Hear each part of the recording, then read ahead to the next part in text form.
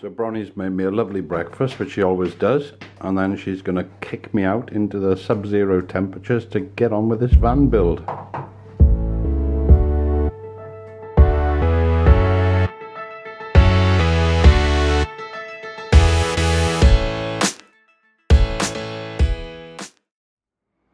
So we started now putting up the hanging cupboards, and I'm going to show you how I've done it.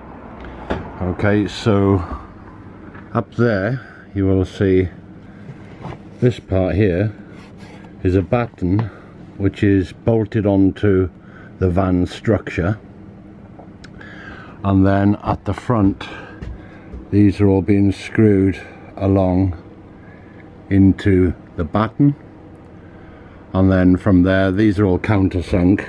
Oops, sorry, these are countersunk, so I'll be able to fill these off and then repaint the front. The same at the bottom, they're being countersunk into the shelf unit, and then the shelf unit is in the grooves there that were routed out, and then screwed here at the back, they're being screwed into the batten that is holding them up straight. So obviously got to fit the dividers and the doors. Now the doors, I've made the blanks, but then I'm going to be routering out a groove pattern on them to make them look sort of shaker style, and then they'll be hung from the top with push button catches. And that's the story so far. Let's crack on. So today is Thursday. I'm off today, and then I'm working tomorrow, in on Saturday, in tomorrow, off on Saturday, and then in on Sunday. So with Saturday, and the weather is absolutely bitterly cold. There's been a promise of snow. Obviously we can't moan. When you look at Chicago and up north and over the east side of the country, we can't moan at all. You don't have a flake of snow, but it is bitterly cold. And I'm a little bit worried about the weather, so rather than concentrate on the inside the van now with the hanging part of the cupboard, I'm going to be making some doors. I'm making the doors out of 12mm MDF. If it had been a kitchen door, then I probably would have gone 18mm, but I think these are sufficient. They're quite thick and they're quite sturdy, so I'm going to be using these. And what I'm going to do is I'm going to use the router to cut grooves in them to give them the effect of like a shaker style, hopefully, and see how that goes. And then of course they're going to be painted, put the hinges on, put the catches on, and away to go. The reason I'm doing that today is because although it's bitterly cold, it is dry, and it needs to be done outdoors. I don't know if you've used the router, of course many of you will have, but it is extremely dusty when you're using them. It goes everywhere. So let's do that while it's outdoors and in the dry. Let's give it a go. Okay, wish me luck. I have measured this beforehand, obviously, but let's see where we can go here then.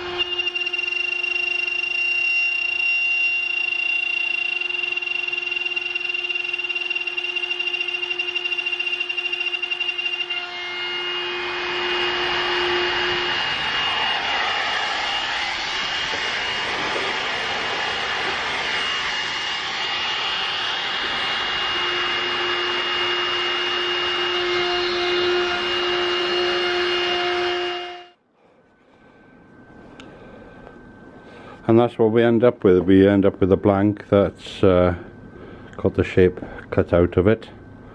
And then what I'm going to do is go a very, very slight chamfer now on the end of that rotor, and I'm just going to rotor the edge out a little bit.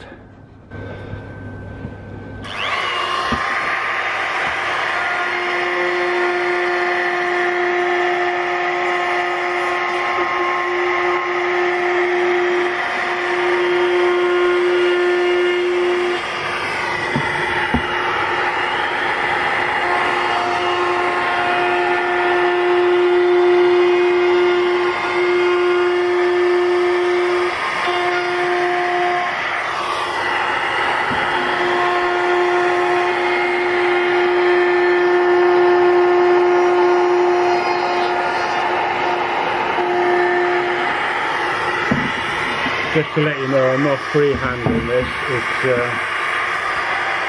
on a roller.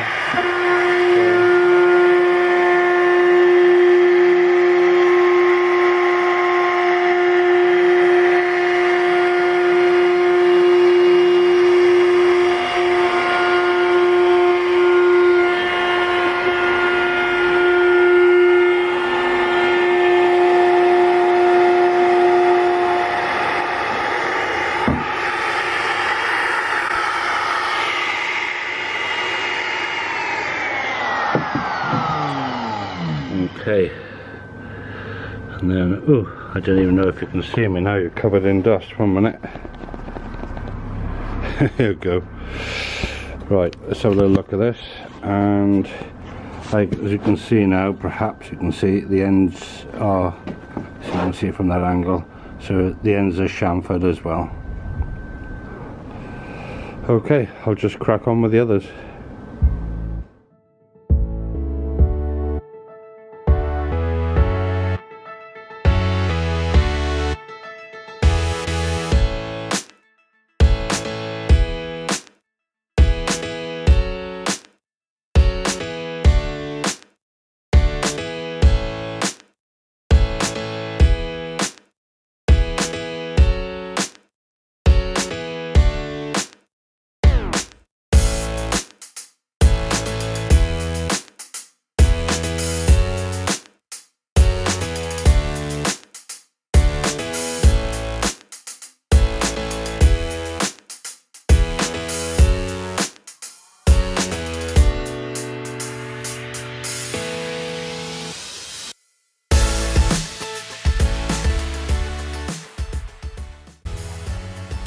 So Bronnie's doing all the painting while I'm watching the chase, and doing a splendid job. We think they look absolutely gorgeous.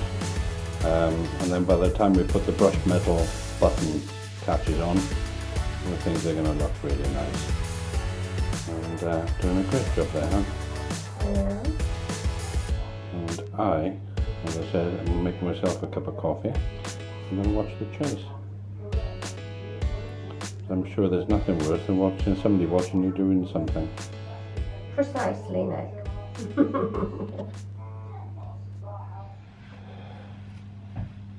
Hi, so it's freezing again. Saturday morning, what we did learn was that if you paint chalk paint onto MDF, look great, but on closer inspection, it's like an orange peel effect. But we used a foam roller. I think that was probably the wrong thing to do. So gonna give them a light sanding and see where we go from there. All right, and then hopefully we'll be able to get that sorted. And then we've got to fit these sort of push button locks. They've got a like a, I don't know, brushed aluminium lock to them. So hopefully going to fit those, but they seem to be fitted for an 18mm door, which is probably right for a kitchen door, but I've used 12, so I'm going to have to cut out 4 shims so that they fit behind the lock to just bring it back slightly so that the locks at the front are then going to be flush.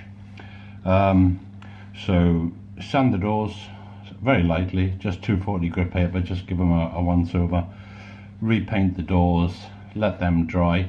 I have got a blank, a spare blank, which I'm going to use for using the fittings, and then once I've got that fitting perfectly, then I'll use that as the template for the other doors that are already painted. Okay, coffee first, then we're going to crack on.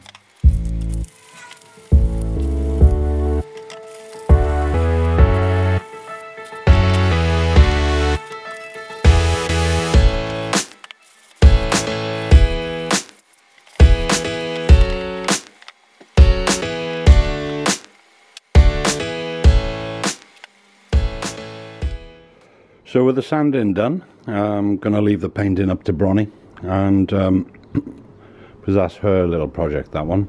And what I'm doing is I've just mocked up, I had a spare blank for the door, which are not grooved or anything like that, but I thought, well, we'll have a little practice on the locks and on the hinges to see how they work. Seem to work okay. They're flush hinges. I'm going to actually put 3 across the top, and then they look like that from above. Obviously all the doors are going to be in grey, so I think that will match up quite nicely. I've started by cutting a hole ready to receive the lock. The lock will be sort of like that, and then when it's out it'll stick out that sort of way and then come back flush again when it's shut. And I'm going to preempt that with hopefully. So hopefully that's how the locks will look, nice and flush, and then just press the button, and then as you can see from the inside,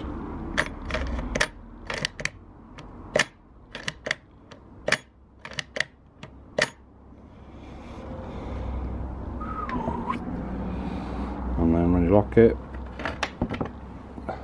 it's nice and flush. Ooh, I think she'll be pleased with that.